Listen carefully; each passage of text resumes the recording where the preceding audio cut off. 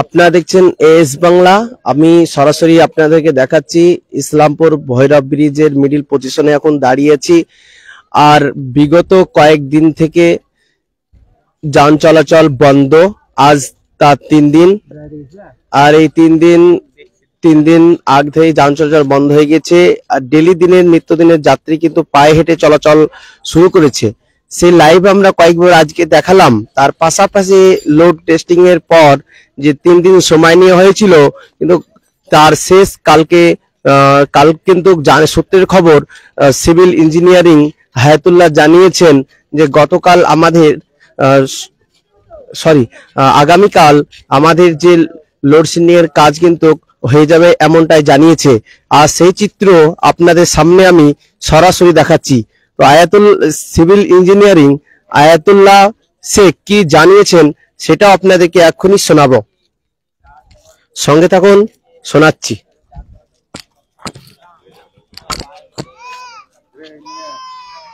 আচ্ছা দাদা, 28, 29, 30 এই লোড কমার জন্য এই ইসলামপুর ভৈরব ব্রিজ বন্ধ করা হয়েছিল।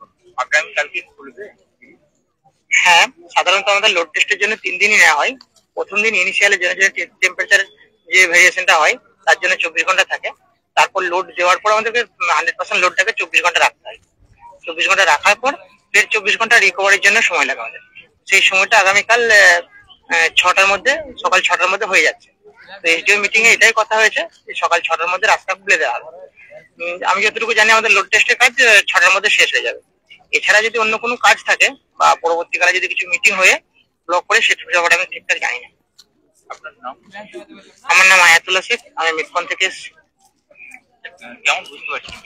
শুনতে পারলেন যে সিভিল ইঞ্জিনিয়ারিং আয়াতুল্লাহ শেখ তিনি জানালেন যে গতকালকেই কিন্তু লোড টেস্টিং এর কাজ কিন্তু শেষ হয়ে যাচ্ছে।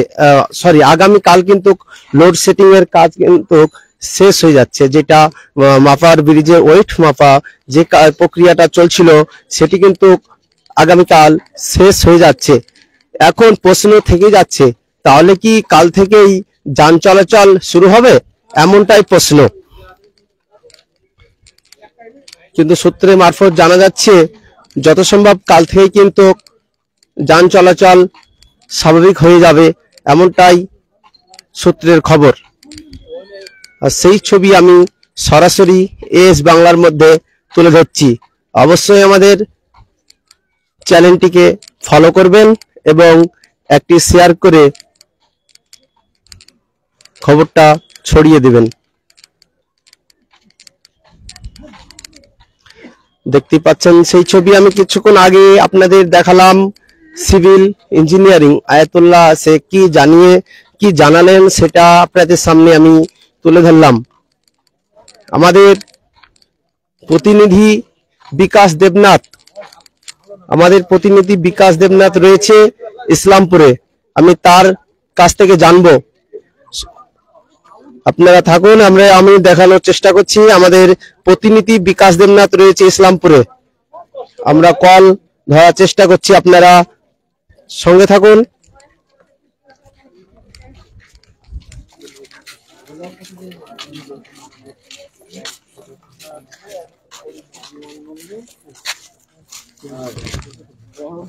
আমরা কল ধরানোর চেষ্টা করছি, আপনারা সঙ্গে থাকুন। আমাদের প্রতিনিধি রয়েছে বিকাশ দেবনাথ ইসলামপুর ভৈরব ব্রিজে।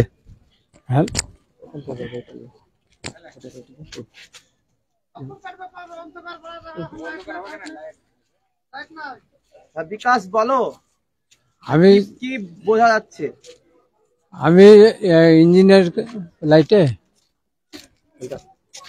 বিকাশ বলো, শুনতে পাচ্ছো? হ্যাঁ শুনতে পাচ্ছি। এই মুহূর্তে বিকাশ শুনতে পাচ্ছ? হ্যাঁ পাচ্ছি। এই মুহূর্তে খবর পেলাম যে ইঞ্জিনিয়ার সাহেব বললেন যে কাল 6টার ভিতর ব্রিজ খোলার সম্ভাবনা রয়েছে। সিভিলের যে মাপটা যেটা মাপার কাজ চলছিল সেটা কি কখন মানে কবে শেষ হবে জানাচ্ছে? কাল সকাল 6টার ভিতর সম্ভাবনা। আচ্ছা আচ্ছা। এখন কি পরিস্থিতি রয়েছে? এখন ব্রিজ বন্ধ, বাস চলাচল বন্ধ আছে এবং মানুষের যে দুর্যোগ চলছে, যে মানুষ 2 কিলোমিটার 1.5 কিলোমিটার পায়ে হেঁটে চলে আসছে, এই পায়ে হেঁটে চলে আসছে, তাদের খুব কষ্ট হচ্ছে, রুগীদের কষ্ট হচ্ছে, এবং যেসব ধরুন হাসপাতাল থেকে যারা ভর্তি হয়ে বাড়ি ফিরছে তাদের খুব কষ্ট হচ্ছে। বিকাশ তোমাকে ধন্যবাদ। বিকাশ তোমাকে ধন্যবাদ। আমরা আবার পরে যোগাযোগ করব। তবে ইসলামপুরের ব্রিজের ক্যামেরা পার্সনকে বলবো যে ব্রিজের পরিস্থিতি সেটা দেখাও, এখন কি পজিশনে আছে।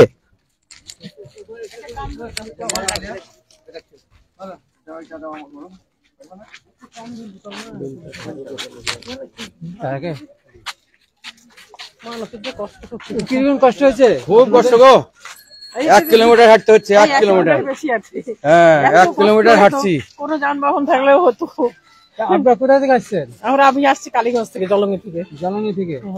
যে এখন কোথায় যাবে? বহরমপুর যাবো। কিরকম কষ্ট হয়েছে আপনাদের? খুবই কষ্ট। কেমন কষ্ট হয় বাবু, এত দূর হাঁটতে বলো, সেই কষ্ট হচ্ছে। আপনার নাম? আমার নাম মাধুরী চক্রবর্তী।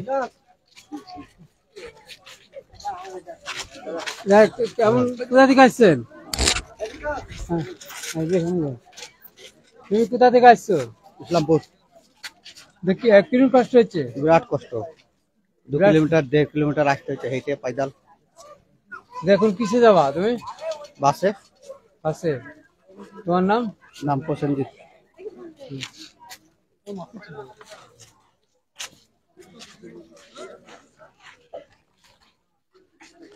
তো যত শীঘ্র আসছি আমরা পরবর্তী খবর নিয়ে, ততক্ষণ চোখ রাখুন এস বাংলা পর্দায়। আপনারা অবশ্যই আমাদের চ্যানেলটি সাবস্ক্রাইব এবং ফলো করতে ভুলবেন না।